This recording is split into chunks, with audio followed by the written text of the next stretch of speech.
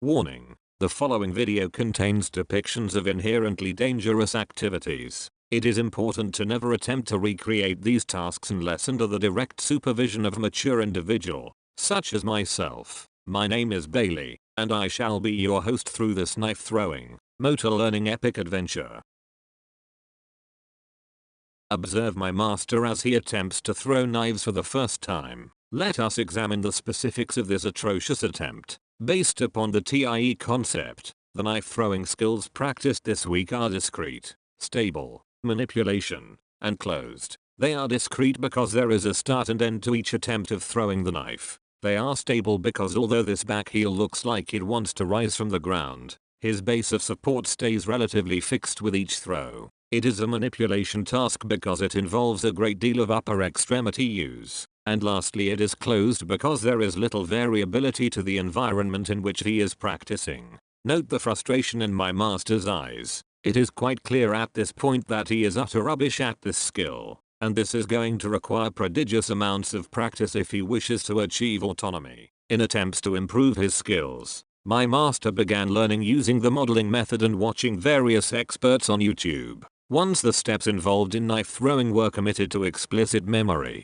and he could verbalize the steps, he spent hours in the yard throwing knives and began to learn by discovery. By making mistakes and continuing to learn from them, he began to see positive results with short-range throwing. At first he had to slow down and focus on the small details of the task, but eventually he was able to move from the fits and Posner cognitive phase to the associative phase. This was achieved by employing a great deal of time in continuous, blocked, and random practice. It became clear that he was now excited and eager to learn this skill and was showing signs of great confidence.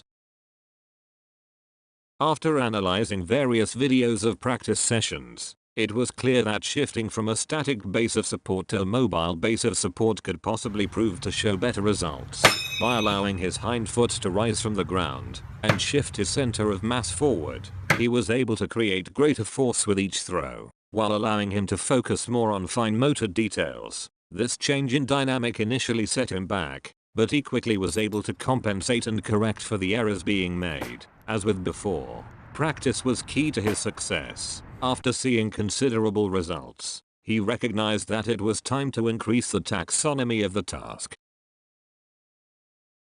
In order to increase the taxonomy of the task, Nicholas decided to move back to 16 feet and use a full spin throw style. According to the TIE theory of motor control, the task went from being a stability and manipulation task to a mobility and manipulation task because the back foot was no longer fixed. The task was still discrete and closed. The environment, however, has changed due to increased distance. While previous practice sessions were from a relatively close distance, he had now moved back a great deal and as a result needed to change the dynamics of his movement.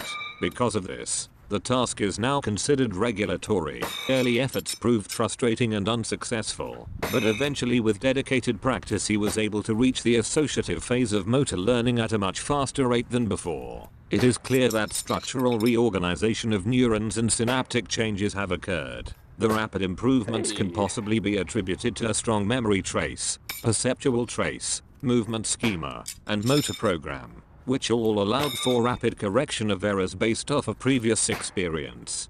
Starting to get a little better.